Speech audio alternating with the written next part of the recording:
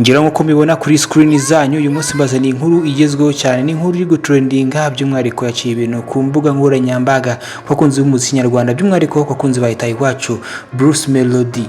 Uyu muhanzi yagiye gutera ikirenge mu cy'umuhanzi mugenzi we Mugisha Benjamin alias Theben, ibyo yakoze mu mwaka wa 2022. Niba uri mu wagize amatsiko ntujye kure, ndaje nkuviri muzini muzingo. Niba ari ubwa mbere ugeze kuri uyu muyoboro w'ibyegeranyo byiza nk'ibi, mbanze nkubitse kubanza kwanda subscribe ngiye ujye gutegura nsingana kugezaho nk'ibisanzwe.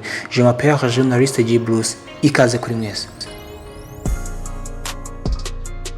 Mbere yo kubagezaho inkuru nyamukuru n'abateguriye munyemereye twanze dusubize amaso inyuma mu myaka 3 ishize, byari mu mwaka wa 2022 ku itariki ya 4 Mutarama, ubwo umuhanzi Theben yakoraga ibisa nk'amateka ku bakunzi b'umuziki nyarwanda, cyane cyane benshi barotaga nk'inzozi gukorana n'umuhanzi w'icyamamare nka Diamond Platnumz wo muri Tanzania. Bakoze indirimbo yarakunzwe na n'ubu cyakunzwe bayise Why, dore ko imaze kurebwa na miliyoni zirenga 23 ku rubuga rwa YouTube. Bruce Melodie akunda gushinjwa cyane ko ari umwe mu bakunda gukora n'abahoze ari ibyamamare, ariko batakiri ibyamamare muri iyo minsi cyangwa se batakiri kuri hit. Gusa imwe muri video iri kuvugisha abantu amagambure ni video yagaragayemo abahanzi batatu b'ibyamamare, ndavuga Bruce Melodie, Diamond Platnumz, tibagiwe na Kivumbi King. Abenshi bakimara kubona amasho batangiye kwibaza ibyinshi nyuma y'iyi video, gusa amatsiko nakumara ni uko ari imwe mu ndirimbo nziza cyane iratunganya igomba gusohoka mu gihe gito kiri imbere ikazaba hit, ikaba izaririmba abahanzi babiri byamamare, ndavuga nyirayo Bruce Melodie ndetse na Diamond Platnumz. Indirimbo kandi zandikwa na Kivumbi King mu buryo bw'imyandikire, ikaba yarambitsweho ibiganza na producer babiri byamamare, ndavuga City Boy wo mu gihugu cya Ghana ndetse na Zombi cyangwa se benshi bazi nka Estokiz wo mu nzu icuruza umuziki ya Diamond Platnumz, benshi bazi nka Wasafi Record Label. Indirimbo kandi bivugaho ko yatanzweho arenga 55,000 by'amapaundi, ni ukuvuga hafi arenga miliyoni 70 z'amafaranga y'u Rwanda kugira ngo Diamond Platnumz yemererwe kugaragara muri indirimbo. Ibi bije nyuma y'uko Bruce Melodie yakomeje kuzenguruka ibihugu bitandukanye akora n'abahanzi b'ibyamamare, by'umwihariko dore muri East Africa harimo indirimbo 3 yakoranye n'umuhanzi Harmonize bakunda kwita kundirimbo yo mu gihugu cya Tanzania. Bakoranye indirimbo 3 zirimo The Way You Are, Totally Crazy ndetse na Zanzibar. Hakaba Khaligraph Jones wo mu gihugu cya Tanzania, uyu bahuye mu mwaka wa 2017 muri Coke Studio ubwo bakoraga akapera bakayita Dono, ndetse bongeye guhura mu mwaka wa 2021 bakora indirimbo nayo yakunzwe karava, indirimbo bise Sawa Sawa. Nagaraba gusa kandi kuko mu mwaka wa 2021 Bruce Melodie yakoranye indirimbo n'umuhanzi wo mu gihugu cya Congo bamwita Inos, indirimbo barayikoze bayita Areze. Bruce Melodie kandi muri Kenya yongeye gusubirayo umwaka ushize yakora indirimbo na Bien wahoze muri Sauti Sol, bakunda indirimbo bayise Iyo Foto. Ariko kandi no kuri album Colorful Generation ya Bruce Melodie yongeye guhura na Bien mu ndirimbo, ubwo bari kumwe na Ben Soul nawe muri Kenya bakora indirimbo bayita Ju.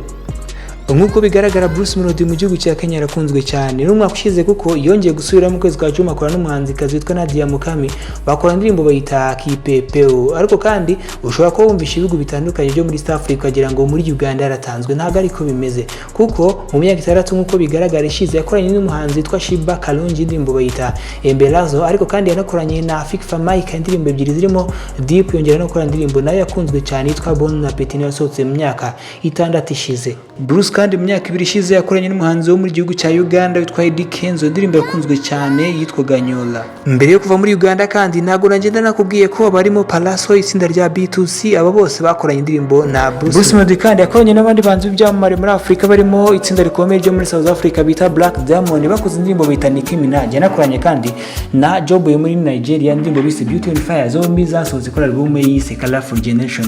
Yanditse n'andi mateka abanzi bo mu Rwanda batarabasha gukora n'umuhanzi w'icyamamare w'umunyamerika w'umunyajamaica bita Richard Olivera Boleta, benshi bazi nka Shaggy, bakoze indirimbo yitwa Gafunga Macho bayisubiyemo bayita When She's Around, ikaba yarasohotse mu mwaka wa 2022.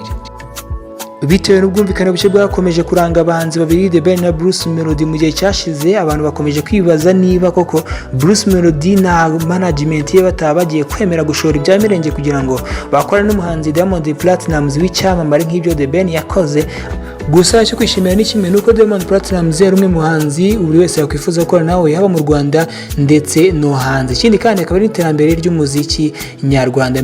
Mbere yo gusoza iyi documentaire ntabwo tegure kandi reka mbwira ko atari indirimbo yonyine Bruce Melodie ari kuvugaho n'umuhanzi w'umustar bakoranye, kuko ubwo yaheruka muri Leta Zunze Ubumwe za Amerika bivuga ko yasize akoranye n'umuhanzi w'icyamamare uzwi ku izina rya Shaggy, tutibagiwe n'abarimo Pato Ranking wo muri Nigeria. Bose ngo indirimbo zabo zasohoka mu gihe gito kiri imbere. Niba ari ubwa mbere ugize kuri uyu muyoboro w'ibyegeranyo, nagushishikariza kubanza gukanda subscribe subscribe kugira ngo ibiganiro by'ubutaha byo bikugeraho mu ba mbere. Ikindi kandi comment yawe ni ingenzi, umbwira icyo wifuza ko nzakugezaho mu kiganiro cy'ubutaha. Nk'ibisanzwe ngera gutegura insinga na kugezaho. Je m'appelle journaliste Djibril, hasta la vista. Ciao ciao.